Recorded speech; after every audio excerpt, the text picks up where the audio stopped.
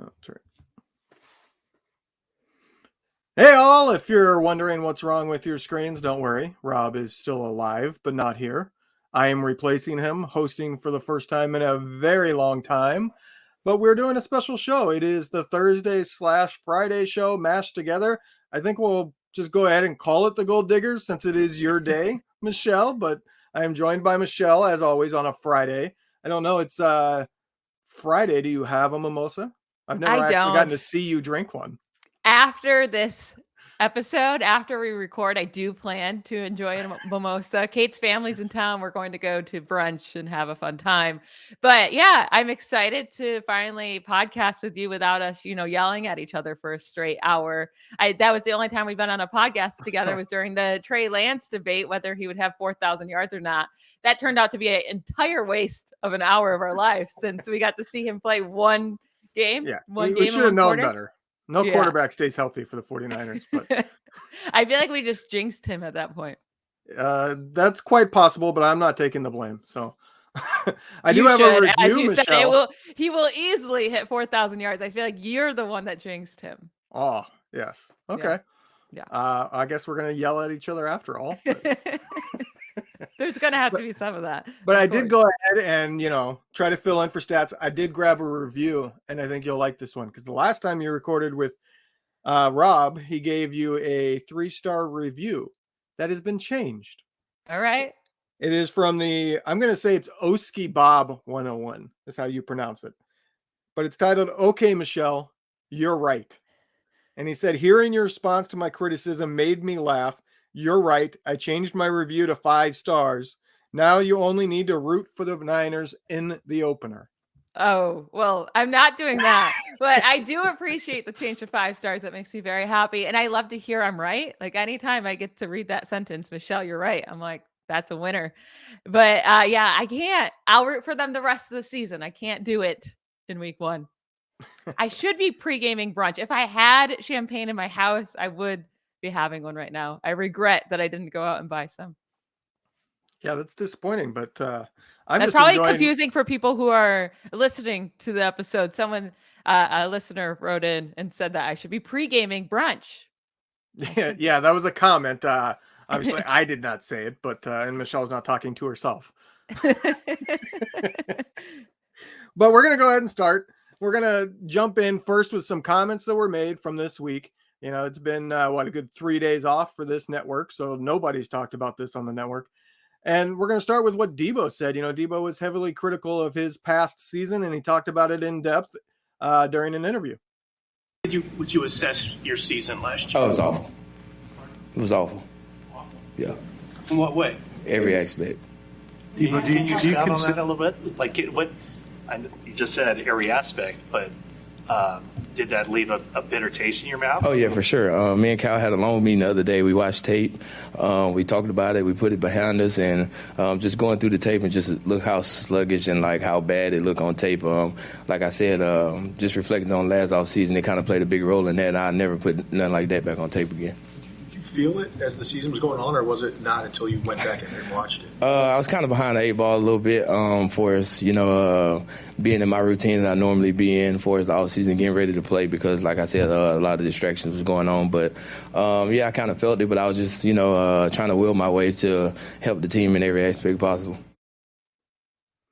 All right, so obviously I think we're both going to agree that, yeah, he was pretty bad last year. He didn't have a good season. I don't think there's any argument saying that he was the same player as the year before, but do you buy that it was completely due to basically the contract negotiations?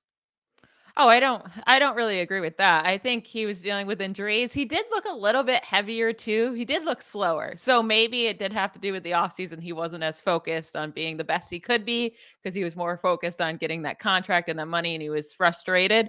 But I also think a super large part of this is that Kyle Shanahan was using him in such a stupid manner where his air yards per target were so incredibly low for like the first half of the season, all the way through 75% of the season. That's like, what do you want him to do? You were asking him to break all these tackles, and that's the only way he was going to get any yards because every pass was within like 2 yards of the line of scrimmage. You can't you can't really do much with that as a wide receiver. I get he's a great tackle breaker, but you can't ask a man to do that nonstop. Your body is going to wear down and you're going to have injuries, and then you're not going to be as good. I feel like Kyle fell in love too much with Deebo, the offensive weapon, and Yeah. fell out of love with Deebo, the wide receiver last year. And I think we really saw that early in the season, he was trying to run Deebo on those end arounds like 5, Mhm. 6 times a game, and they weren't working. That was clear. Like defenses said, we're not going to allow that to happen this year, and they were shutting it down. And then towards the end of the season, he was just using it once or twice to keep the defense honest to make them still concentrate on it.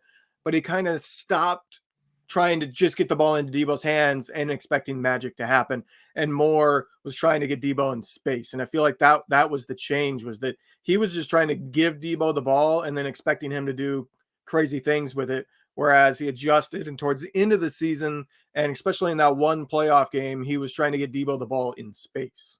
Yeah. And I think if you get Deebo in space, he's going to be fantastic. But you're completely accurate there, where it was just like, we need to get the ball in Deebo's hands this many times a game, and like as a rusher and just super close to the line of scrimmage, and he'll make things happen. He'll make big plays happen. It's like you can't really depend on that all the time. That's going to be super hard. And we saw his average drop from 18.2 in 2021 for yards per reception all the way down to 11.3. I mean, that's a massive drop off. Now, he was at 11.8 in 2020 as well. So maybe the 2021 season was the outlier. But I do think it was more the way he was used than him being worse than what he was in 2021. He could get in a little bit better shape. Hopefully he stays healthy, but we need Kyle Shanahan to be using him in a much better quality way, like give him more quality touches than quantity. And I think we'll see his, how good he is. He'll be fine in 2023. Yeah, I'm expecting a bounce back, but I'm not expecting what he did when he earned No. that contract. I think that was an outlier season, because that was the season where so many of his short receptions turned into 40, 50, 60-yard touchdowns. And Yeah. that's why you saw that reception yards go way up, at the 18 that you were talking about. I don't think that that's realistic. I think he is more of a short yardage wide receiver, and it's why I've said for years now that Ayuk is the better receiver. Mm-hmm. Deebo is the better offensive weapon. I think there is a difference there, but I'm not expecting Deebo to be putting up 1,400 yards every single year receiving. That's just not what he is. No, but I do think his air yards per target, like he was the lowest in the end. I don't have the numbers up because I wasn't ready to talk about Deebo, but I brought him up all off season or all last season long. Like it was literally like 2 air yards per target. Well, most wide receivers are upwards of like 8, 10. Like it was so insanely low that it's just not fair to him to ask him to produce with that kind of with those quality of targets. I do think now that they have Christian McCaffrey, they should be utilizing Deebo. No, he's not the best like prototypical wide receiver where he's going to be great intermediate, but you can at least get him those 8 air yard targets, right? And give him a little bit of space to work to maybe, juke out a defender. But when you're doing it behind a line of scrimmage and 3 guys are coming at you like as soon as you touch the ball, like what do you want him to do? So I don't think he's going to have a 1,400 receiving yard season again, but we can get him back around 1,000. I think he should be 1,000-yard receiver every single year. I mean, just with the number of great players that they have on this roster, I think it's really hard for anybody to have as great of a season as he did 2 years ago. I don't expect that from anybody in the offense, with Christian McCaffrey now here kind of siphoning some of those receptions. But he wasn't the only one to struggle last year. We saw George Kittle. Now, he doesn't have the contract excuse that Deebo had, so he doesn't have a built-in one. I do think he has a better excuse, though. But first, we're going to listen, to what Kittle said, because he was heavily critical of himself as well. Several games definitely started off slow. I missed the first 2, and after that, I'm pretty sure I averaged like 3 catches for like 30 yards for my next 6 games, which is, for someone, they pay me a lot of money. That's kind of unacceptable for me, so I was pretty upset with that, and definitely got in the flow of things towards middle half of the year, and was very confident in my run game, very confident in the way I was running routes, catching the ball, getting in the end zone, but I just over the course of the season, I think my level of play increased, and I think our whole team did. We went on a 12-game win streak, and everybody was playing at a pretty high level. Right. So he said basically that, I would say, to interpret that, he got into game shape. He missed 2 games, then he struggled for a while, and then all of a sudden he took off. Do you think that's that, or do you think it was maybe something else that wasn't specifically him? Because that's what I think. Well, But I wanted to give you the first chance. what he was describing isn't really what happened to his season. Yeah, he started a little sluggish for the first 3 games, but then games 4 and 5 are great. And then he, in the middle of the year, which he says that's when he started taking off, it was 39-21. He had a good 84-yard game, 26, 22, 28. I mean, that's all the way from week 8 through week 14. I mean, what's the middle of the season if that's not? And then he had a couple good games there and then 2 bad games again to end. Not bad because he scored the touchdowns, but in terms of receiving yards, I don't think it has anything to do with George Kittle. You put George Kittle into the Chiefs offense, I think he puts up Travis Kelce numbers. I think it has everything to do with the way he's utilized, the way Kyle Shanahan just completely ignores him at times. And I mean, a lot of it does have to do with there's so many other playmakers they can get the ball, that they can target, that it doesn't have to go to Kittle, but he should be being targeted far more often than he is. But this has been something that's been happening for the last few years now. See, I think it's this comment down here. That's what I take it to. Third string All Pro says he's saying Brock unlocked him. That's what I think. I think that when Jimmy went out, for whatever reason, Jimmy just stopped looking at Kittle, which is odd because those two seem to be as close as anybody on the team. But when Purdy took over, I feel like Kittle started getting looked at deeper down the field. Kittle only got short passes from Jimmy. When Purdy took over, suddenly that intermediate routes was unlocked, as the comment says. And I think a lot of it was Jimmy just didn't look for him. Well, I mean, 3 of the 5 regular season games he played with Purdy, 4 receptions for 28 yards, 4 receptions for 23 yards, 4 receptions for 29 yards, all 7 yards per reception or less. So, yeah, he had those 2 big games. And I think he's excited he scored some touchdowns finally in his career. Maybe that's where he's like, yeah, Brock, because, I'm scoring touchdowns. But it's not like he was going off with Brock all these games. He had the same number of good games with Jimmy Garoppolo as he had with Brock Purdy. And then in the playoffs, I mean, that first game, 2 for 37, the last game, 3 for 32, which I guess there was no quarterbacks. And then he did have that good divisional game versus Dallas, but he's always been inconsistent. That's who he is. And I think it's the usage, not the player. Fair enough. Now, before we move on, we got to touch on it. Do you want to give Stats a little bit of vindication here? Because I know he's seeking it. He tweeted out pretty much right away that, Kittle can criticize himself and say that he's not worth the money that he was getting paid essentially last season. But when Stats said it earlier, Kittle actually came back at him. Does it get any vindication, or are we going to be a little tougher here? I think you're allowed to talk bad about yourself. And then when someone else says it, you're like, what the hell? Like you're allowed, or if you make fun of your best friend, that's okay. But someone can't, a stranger can't make fun of them. That's not cool. I will say, I get where Stats is coming from. I don't think he's saying George Kittle's not a good enough player to get paid this amount of money, but maybe this contract's not worth it for this particular team. If you don't need to use a tight end that much, or you're not going to target him, then why are you paying a tight end this much money, right? Like Travis Kelce with the Chiefs, it makes sense to pay him all that money because he is your focal point of your offense. You desperately need him. He is everything. But in an offense like this, if you're not going to target him and you're not going to utilize all of his skill set, then why are you paying someone so much money? It doesn't really make sense. And I think that's more what Stat's saying. Maybe I'm just putting words in his mouth. So I don't think it's fair that Kittle came at him the way he did. I mean, I'm all for it, but whenever Stats speaks, he's wrong, and he's not here to defend himself. So take that, Stats. It's popping up. Stats is actually listening right now in the background. He just doesn't have a voice, so I'm going to say whatever I want about him, and he's got to listen to it. But he's popping up the contract here with Kittle. You can see that there is an out coming up after this season. This year, if they release him, he costs a little bit more to the salary cap due to the dead money going up by a little over $3 million. But next year, you still have a dead cap hit of $10.5 million, but you save over $9 million if you were to move on from him, whether through trade or otherwise. So there is an opening here, and that was, I think, mostly what Stats was alluding to, that after this season, Kittle's probably going to be back, but it's not guaranteed. If he doesn't produce at a high level, or he has an injury plagued season, then I wouldn't be surprised to see the Niners start to kick the tires on moving on. And they probably will have to decide on keeping George Kittle or paying Brandon Ayuk. And you have to decide which one's more important to our offense. And I do think every offseason you can find guys like Austin, like a guy like Austin Hooper. You can bring him in for cheap.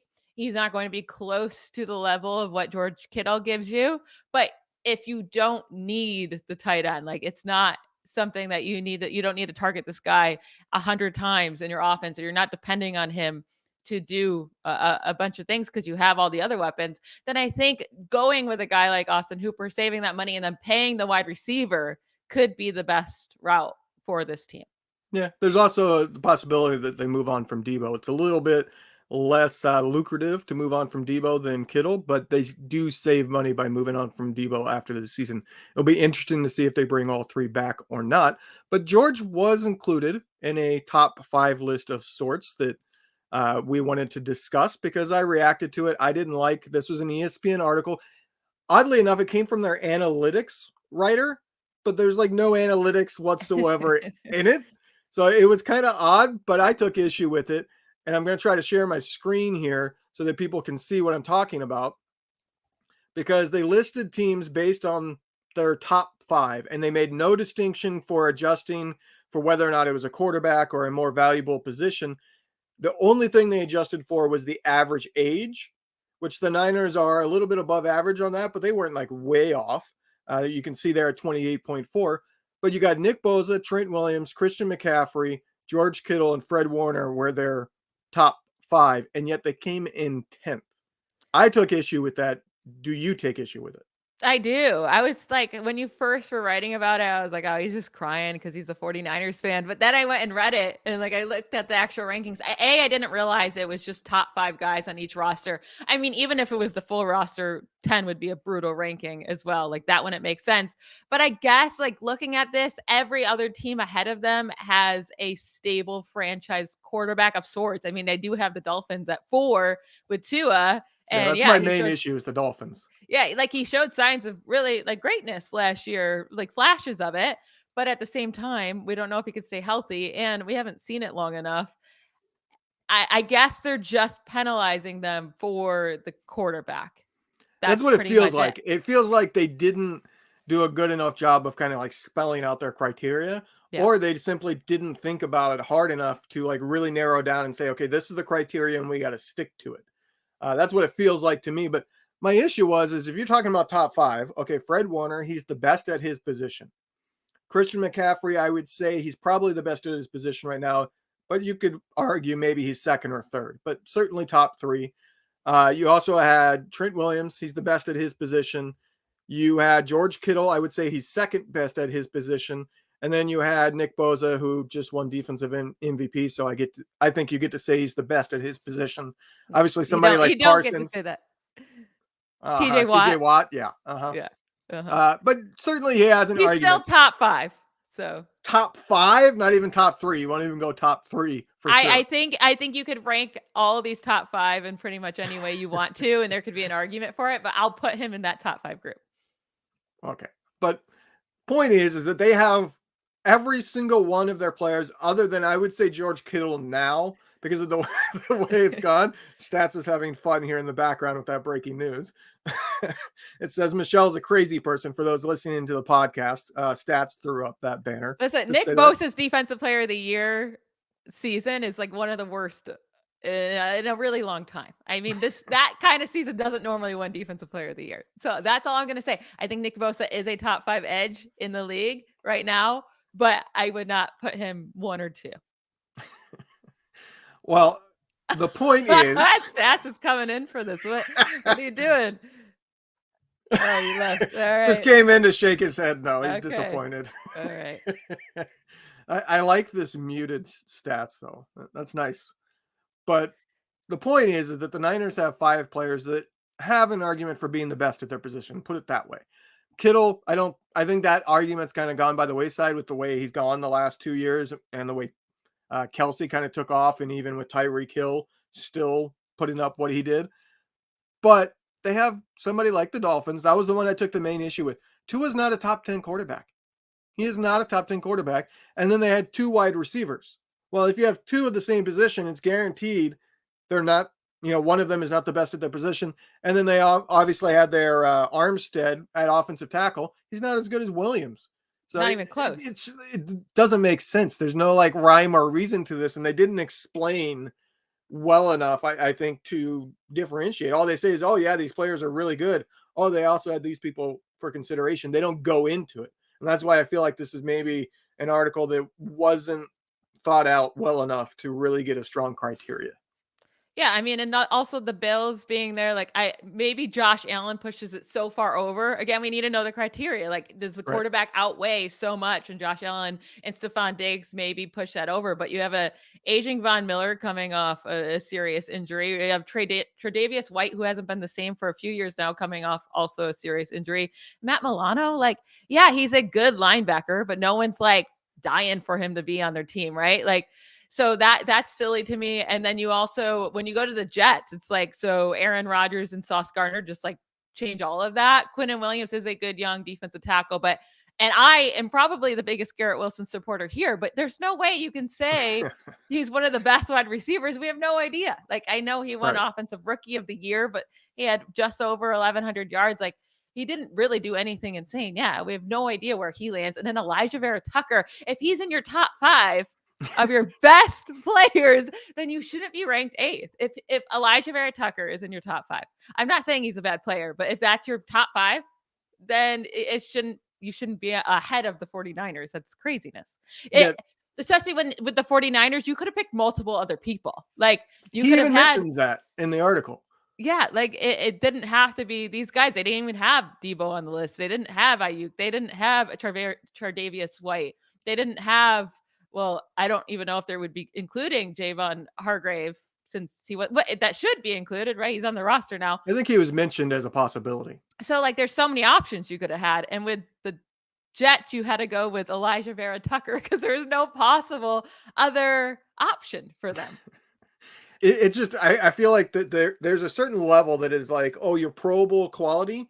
And then there's a true elite level, the elite of the elite at their position. I feel like the Niners have 5 of those players that are in the elite of the elite, not just Pro Bowl quality. And that is very rare. I'm not convinced that there's another team that has 5 at that level. Now, do I think that you should adjust for what positions you have in there? Yeah, I think you should. Like, I'm not going to say, oh, I'm going to take the Niners top 5 over everybody because there's no quarterback in there. So if you want to downgrade them for that, I'm fine. But they didn't spell that out as if that is actually part of this or not. So that's where I take issue. But none of the quarterback was included. But I did want to ask you about quarterbacks because I think this is an interesting debate. And I think you and I probably know more about this than anybody else on the network because I live in Pittsburgh. You're also a Steelers fan. So I saw a lot of Pickett. Mm-hmm. But I'm curious who you would pick if somebody comes to you and says you can start a franchise and you get a pick from these 3 quarterbacks. Mm-hmm. You got Purdy, knowing that right now he looks to be getting healthy, but he is not healthy. You got Lance with the high upside, and you got Kenny Pickett. Who are you picking to start? Justin Fields. No, I did not include him because I didn't want to argue about Justin Fields. I don't know if you saw my tweet about Justin Fields yesterday. I did tag you in it. I did, and I came to fight with you about that, but we don't have to talk about Justin Fields. If I had to pick out of that group for the Steelers, I'm going with Trey Lance. Brock Purdy with Pittsburgh would not be good in the slightest. I get he's perfect for the Kyle Shanahan system. The exact opposite of Kyle Shanahan's system is Matt Canada's system, who's the offensive coordinator for the Steelers. The Steelers had the highest rate of tight window targets last year. Like, just nobody was open, and boundary targets. Well, it was, here's a jump ball, George Pickens, go get it. Yeah, there's nobody. Yeah, the plan is, you run a route near the sideline. You're not going to have any capability of getting open. We're not going to get you any space, any of you wide receivers or playmakers. Sorry, figure it out. And then Kenny Pickett has to throw it into the super tight window. And he actually did a pretty good job at it. I was impressed with Kenny Pickett because I was not happy with the draft pick whatsoever. He actually showed more than I thought he was going to. His stats were absolutely abysmal. But on film, I thought he showed more than he was going to. But I would take Trey Lance. There's no upside with Kenny Pickett. Kenny Pickett is Derek Carr at his very, very best. Like, and that's exactly who Derek Carr is. He has moments where he's like, oh shit, like good for you, Derek Carr. And then he has so many bad moments, and he's never going to carry a team. He's never going to take you to the Super Bowl unless your team is absolutely loaded, stacked everywhere else. And that's just not the Steelers. So I'd go with Trey Lance for sure, because he gives the most upside, and at least would maybe create space, because defense would have to be worried about his legs. Yeah, I think a lot of it, as you mentioned, is the offensive scheme matters a lot when it comes to this. Because if you're talking about running a traditional West Coast offense, I think I'm probably going to take the risk on Purdy. I don't like the injury. I think there's a lot of risk there, even though it looks like he's going to come back. There's still a lot of risk, and there's no guarantee the brace holds. That's the other part of it, is 2 years down the road, that brace could give way. So there's a lot of scare there, but I think Brock is perfect for the timing, short route West Coast offense, and I love his scrambling abilities. He's not going to be somebody that goes runs for 20 yards, but he's capable of getting out of a lot of sacks. Enough mobility there. But if you're talking about something that's more advanced, more not complicated, but you got to throw deeper a lot more often. I'm older, so I think of Mike Martz a lot of times when you're talking about deep passing. Then I think Purdy goes to the bottom of the list and would be not even somebody I truly want in that offense at all. And then it becomes, do I want Trey Lance or do I want Kenny Pickett? I actually liked what I saw from Kenny Pickett. I watched probably about half the Steelers games last year. I think he made the right decision a lot of times. And that I've told that to Stats. Pickett is better than what you would think looking at the statistics. Yeah. It's like you mentioned, he had to throw into coverage a lot, but then he also had two really big wide receivers for most of the season, or about half the season, because he had Mapletron, which I think he needs to give up that nickname with the way it's gone. Yes. Chase Claypool. But George Pickens is maybe the best in the league in a jump ball. So a lot of times he was looking and he had one-on-one deep. Why aren't you going to throw it to these massive wide receivers one-on-one deep? That's what you're trained to do. And a lot of times it just either didn't get complete or got picked off despite it being one-on-one. So I think I would probably put Kenny Pickett up there above Trey Lance. If Trey Lance had no injury history and we're talking about a player that just hasn't gotten a chance, I would probably take Trey Lance. But the injury history, I think, is where I put him below Pickett because of that. So the reason I would go with Lance too is because it's either going to be horrible or great, right? With him having to throw so many tight coverage throws, like it's not going to be open and you're going to have to be accurate. And we don't know if Lance can be yet, right? So it might be a ton of interceptions. I would rather have a garbage quarterback that you can move on to than have one of those quarterbacks right there in the middle. And that's why when they drafted Kenny Pickett, I literally shed tears. Like I was so sad in that moment because I knew the next 10 years of my life as a Steelers fan is pointless and not like it's pointless. They're never going to win a Super Bowl, but they'll always win around 8, 9, 10 games with Kenny Pickett. They'll get to the playoffs sometimes. They'll lose in the wild card a lot.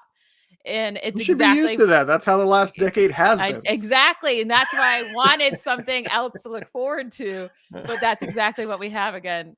Like with Kenny, well, not again, because Ben was great until he got old.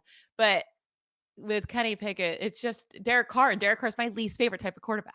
It's my least favorite type of quarterback. I absolutely hate that. And that's what we have. It's just like karma for making fun of Derek Carr so much and his oily arms. Yeah, it's probably karma for standing by Roethlisberger, but we don't need to get into that. I never stood by Roethlisberger. I'm not talking about you. I'm talking about the Steelers overall. Okay, I think they deserve a decade of being bad due to that, which, by the way, Big Ben flat out said like a week ago that he was rooting against Pickett because he didn't want his replacement to come in and be better than him. It's like, God, you're such a garbage human being. I know. Like he's not even scared to hide it. He wants to put it right out there. But before we go, we do need to touch on the pass rusher market. It's finally started to move. There is a log jam of quality veteran pass rushers that are good but not great, so you don't want to pay them because they're all in their 30s. But it finally moved. We had Leonard Floyd. He signed for $7 million. Now, they did a lot of shenanigans with that contract. I don't know if you've seen that, but they gave him a large signing bonus so that he only counts like $2.3 million against the cap this year. And then they have a dead cap hit of the rest of it next year. And then you also had Frank Clark sign, 3 days ago he's gotten 5.5 guaranteed and then 7.5 the max with incentives. That's not a lot of money. And you got guys like Ndakwe out there. You got still Jadeveon Clowney. I like Robert Quinn. You got the Justin cheaper Houston, options. your boy. Right. I think the cheaper options come in when you're talking about a Justin Houston or maybe even a Carlos Dunlap. Do you think the Niners need one of them, or would you be confident enough that Jake Jackson is going to come around based on what you saw from this past week where he seems to have taken things seriously?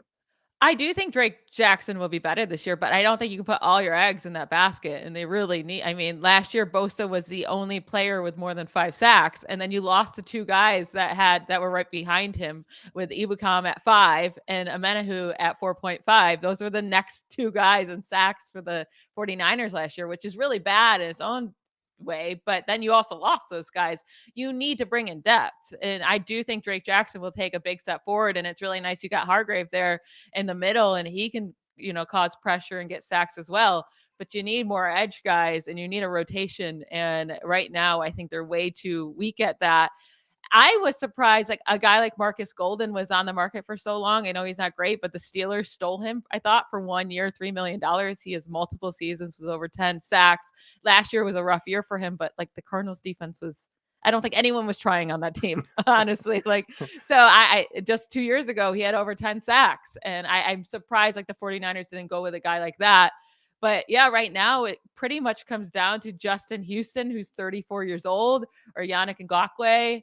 He's still young. I mean, I think he's like 28. Yeah, he's 28. He had 9.5 sacks last year. And I think he had over 9 sacks the year before that prior to. I don't think he's like the best player in the world, but he would be a great addition. He just might be. Do you think he would be more pricey than even Leonard Floyd, or would he come in? I think at this point, the fact that he hasn't signed and he's the only one of these guys that's not like older, I do think he probably is sitting here thinking he deserves more than is being offered, and he's just being stubborn about it at this point. Yeah. But I do think that they need to get one of these, because I'm fine if you believe in Drake, but the problem is what happens if he gets hurt or Bosa gets hurt? You're screwed. You can't go in. We've had too many injuries. Their defensive line, they wear down. You can always have a rotation. The Niners are big on that, so why wouldn't you go get one of these? I will be disappointed if they don't get one, but I honestly have no clue if they're actually pursuing anybody here. Like, I honestly do not know, because they've not hinted at anything. You haven't seen any rumors about it, which, by the way, is kind of odd to me. None of these pass rushers really have rumors come out. It's like nothing is happening. It's really weird that there isn't like leaks coming out from, I would think at this point, it's the agents that would want to leak, oh, there's interest here, to try to drum up more interest. But we're not seeing any of that. Yeah, I think a lot of these guys just realize, like, I'm aging, I'll sign on with the team. Maybe they're not in a hurry, right? Like, they're not dying to go to OTAs and minicamp. They're like, yeah, I'll join a team later on in the summer. I don't need to do this right now. And yeah, right now it just seems like they're putting way too much faith in Drake Jackson, who, again, I think is a very special talent. I think he can be a very good edge rusher. It's just, it can't just be him. That can't be the entire answer. They did sign, I guess, Cleveland Farrell, right? Maybe, I mean, he was like a 3rd overall pick, wasn't he? A terrible 3rd overall pick. Was he 3rd? He was top 5. I know for sure. Whatever it was far too high. But maybe he's disappointed for his draft costs, but maybe with a new team, he could be a very solid addition as well. We'll see. I think he was 4th because that was the year of Murray, then Bosa, and then wasn't it Quinn and Williams? Yeah. And then it was, and then I think it was Farrell coming 4th. Either way, it's terrible. So brutal. Yeah, I always want to say Farrell. Stats isn't here to give me crap from his. Which is funny because I feel like everyone knew at the time. They were like, "Oh, why is he going so high?" Yeah, they did. Well, because you had other guys. Brian Burns was there. You had the pass rusher Josh Allen was sitting there. It was an odd draft, but that's the Raiders for you. And that's all there needs to be said. Like, maybe he comes into something, but that's not something you want to count on. That's more oh, great, we got something out of him. And if you don't get anything, it didn't really cost you anything. I do think Justin Houston could be perfect addition, because that's not a guy that's going to steal a ton of snaps. Like, he's old. Like, you need to play him at the right moments. He's not going to be, well, I guess he could start, but like, you could still start Drake Jackson, but then have Justin Houston coming off the bench and kind of the rotation. I feel like if you brought in an Ngakoue, he would be expected to play a lot of time. You take a lot of those snaps from Drake Jackson and maybe hinder his development, where I think Justin Houston would only help Drake Jackson's development. So I'm kind of leaning more towards go the cheap, like really, really cheap. I mean, Houston last year signed for 1 year, $3.5 million, with Baltimore. He's Mhm. probably even cheaper than that now with there's not Maybe a lot of because 30, he 40 had yards. 9.5 sacks, so he Yeah, I might know. have upped his pay a tiny bit, but there's no way he's getting more than $5 million. Yeah. Frank Clark got 5.5 guaranteed up front. So yeah, to me, I view Justin Houston. The reason why I liked him is because on a pass rushing down, he's D Ford.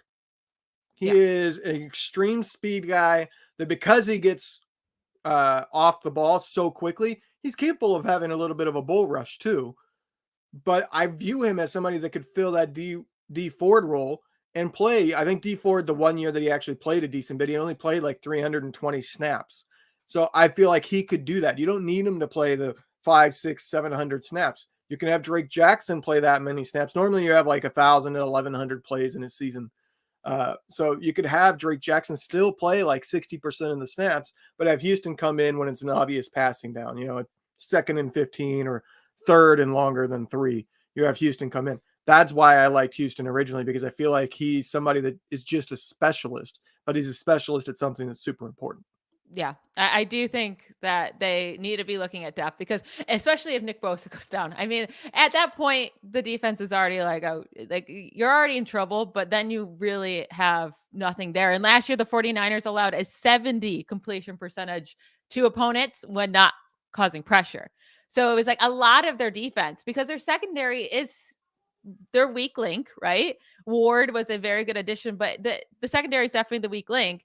And the pressure that Bosa caused and the rest of the defensive line at times, it did matter. It helped the secondary a lot, not be like the worst. Although they did allow they were 20th ranked in passing yards per game allowed last year. So they did struggle in that area. But the thing that I was like really opened my eyes and what kind of scares me this year with the secondary, because they haven't added to it really. They've only lost. So the 49ers allowed a wide open target. That's 5+ yards of separation at target on 26.6% of opponent pass attempts. That was the 4th highest such rate in the NFL. Only the Texans, Cardinals, and Bears allowed a higher rate. Those were the only teams worse than the 49ers. And it basically came down to, are we getting pressure or are we not? If we're not getting pressure, there's going to be a wide open pass. And if there's pressure, then we're good. So this is what this defense relies on. They need the pressure. And that's why I think that's why they absolutely need to be looking to add depth here. Well, luckily we only have 3 months to go. Bad news is we also have 3 months to go before we find out. Yeah.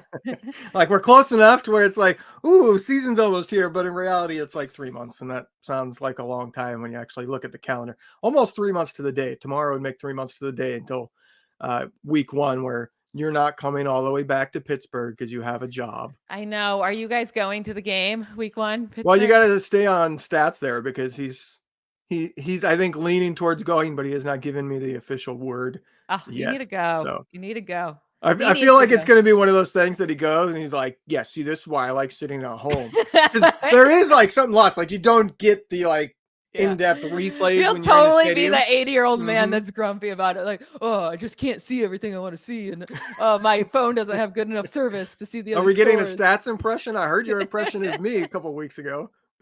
I'm not very good at impressions, so you're okay. Yeah, everyone's safe. Well, all right. I appreciate you jumping on. And I guess, I'm jumping on your day. So you're here at normal. But it was good to actually talk to you and, not have stats interfering and trying to make us argue too much and, just being his usual self, but that he's going to do it for us, a special live edition. I don't get to do these lives all that much because Stats does one on Monday and Wednesday, and he's kind of, I think, over it by the time I come, plus my schedule makes it difficult. But I do appreciate you coming on, and it was fun to actually talk to you. Yeah, you did a good job hosting. Who would have thunk? Who would have thought? It's been a long time. I think I've hosted like twice before we did our own thing and Stats took over fully. And that's like twice since I graduated college. But I did used to do my own radio show. So I love how I just assumed you would be the host too. Like I was never going to do it. So I was just like, it better be Levin because I'm not coming on here and hosting right now. That would have made me way too nervous. But you did a great job. And I think next week Stats will be back, right? Right. He should be back on Monday. He'll quit being, sore and, he'll be one appendix down, but he'll still be his normal self. So he'll be probably ready to go because he's had almost an entire week now of not getting to complain about anything. other than his Oh. appendix hurting, but that's different. Yeah, we'll see if he comes back happier, less grumpy. I mean, last time we heard from him, he was getting called out by Chris Sims. So Oh no. peace, everybody. Bye, y'all.